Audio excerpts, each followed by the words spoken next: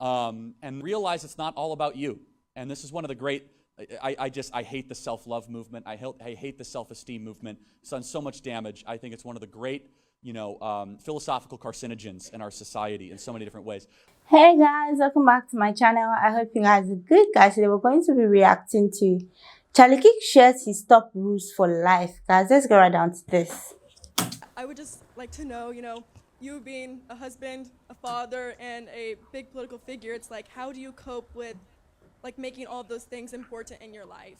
You mentioned a lot, which is, I'm a big fan of Aristotle. Aristotle talked about a hierarchy of the good. When you have a lot going on, this is a good rule for young people. You got to make a hierarchy of what matters most, and you got to prioritize that thing over other things, which means, by definition, other things are going to slip aside. And realize it's not all about you. And this is one of the great, I hate the self-love movement. I hate the self-esteem movement. It's done so much damage. I think it's one of the great, philosophical carcinogens in our society in so many different ways. I saw this sign the other day. They said, it's your imperfections that make you perfect. And I thought to myself, I said, well then therefore by definition, the more imperfections you have, the better you are? Or my favorite one is, the world is better because you're in it. Now, that might sound like a good message, but in reality, it should be a question. Is the world better because you're in it? Right? It should, and so it should be a question. Has the world become a better place because of you? Now, so the idea of a hierarchy of what matters most is not taught a lot to our kids. There's a big lie out there that you could have it all, and that's not true. You can't. You have to make sacrifices. You could still do a lot. You could still run a business, and you could still do things, but you have to make time for what matters most. One of the reasons why we have such a depressed generation, suicidal generation, we have such an anxious generation, a medicated generation, is they're thinking about themselves all the time. I believe a people that is not dedicated to service is a very depressed people. It's not always about you. Sometimes you have to do stuff you don't like because it's going to benefit somebody else. By the way, we just know that scientifically you're a happier person because of that. We know that, regardless of the spiritual implications or the moral implications. And so we have an entire generation that's always asked, how do you feel? How do you feel about that? It's actually quite irrelevant. It matters more about what you're doing. And here's a thought-provoking thing for you. Generally, what you do should dictate how you feel, not how you feel with what you do.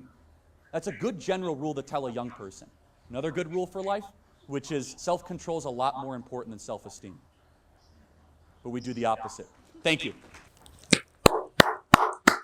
Guys, I would say I got something big from Charlie today. What you do should dictate how you feel. Most times I sit here and react to Charlie's videos, and I'm not just doing it because I want to share my opinion, but I'm doing it because I want to get something from it. I want to learn something from it. If I'm not open to learning or open to seeing things differently, I wouldn't be sitting here doing these reactions. So if you're on my page right now and you think, or you're thinking that, oh, she's just doing it because she has to do it, or she's doing it for views or whatever, you're wrong. I'm doing this because I want to get something from it. Everybody has whatever they're going through, and sometimes you just need that word of encouragement. You just need that advice, to help you keep going. Now that's one for me.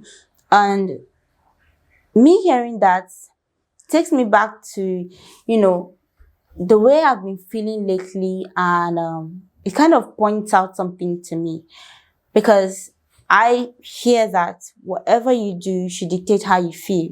So obviously, if you know that this thing I'm going to do is going to make me feel bad, or you go ahead to do something that you know that you shouldn't do, obviously, you know that you feel bad if you do it, but you go ahead to do it.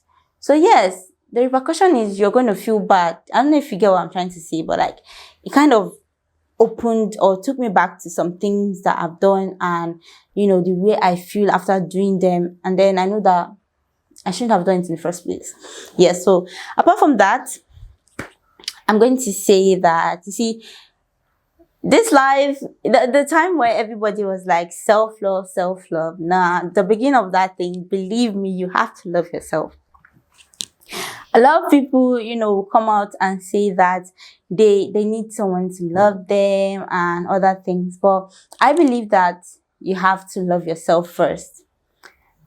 Because, see, many times there was a time before I got to school, there was a time where I felt so bad about my body because I was being body shamed and all those things. And it got to me personally, it got to me so bad. It was so bad. But growing up, continuing my everyday activities, my everyday life, and I'm listening to some motivational quotes, I got to see that this thing would actually stop getting to me if I actually like myself. Am I okay with myself? Do I like me? That's the first step I took to being better. Do I like me? I got to look at myself in the mirror and I'm like, okay, fine. I don't like this and this about me, but it is me. I have to live with it. I would tell myself, oh, you're beautiful, and different things all together, and I became better. So yes, you have to love yourself. But the problem I have right now is the extent to which people are taking it to. It's something else. It's more like people are like, all is about them. The whole world revolves around them. Newsflash, the world doesn't revolve around you. Yes, you should love yourself. Love yourself to avoid, getting yourself hurt to some extent. But the world doesn't revolve around you, and you can't be thinking about yourself 2/7. It's not just right. And people see it as, oh, it's all about me. Yeah, there's something that they say, if no one is going to come, how do I put this? You have to fend for yourself and all that because you were born into this world alone. No one came with you. Fine, I get all that. But at the same time, it's not all about you. That's the thing people are taking so wrong. You have to fend for yourself, but the world doesn't revolve around you alone. It's not all about you sometimes. There are sacrifices we have to make for other people that is going to tell about who we are. You cannot be sitting down here and you have enough. Let's say you have food that is going to be enough for you today and tomorrow and maybe next tomorrow. And someone that hasn't eaten for 2 days walks up to you, tell you that they're hungry, and you're like, oh, sorry, I don't have much. You have what's going to do you for 3 days. If you spare somebody one, it's not going to kill you. Besides, what we don't know is we don't know how tomorrow is going to be like. So I'm just saying this because I know that this generation, a lot of people only care about themselves. And I'm not saying you shouldn't love yourself, but the rate at which it's going is becoming really bad because a lot of people are becoming too selfish and too greedy too. Too greedy, because even in the business sector, people care about only themselves. They don't care about what the younger employees or what other people are going through. You just care about yourself. So then you see people committing fraud, being corrupted and other things. So guys, you should not think that the world revolves only around you. There are so many people in this world, not just you. But guys, tell me what you think about this. Don't forget to like, subscribe to my channel. I love you guys.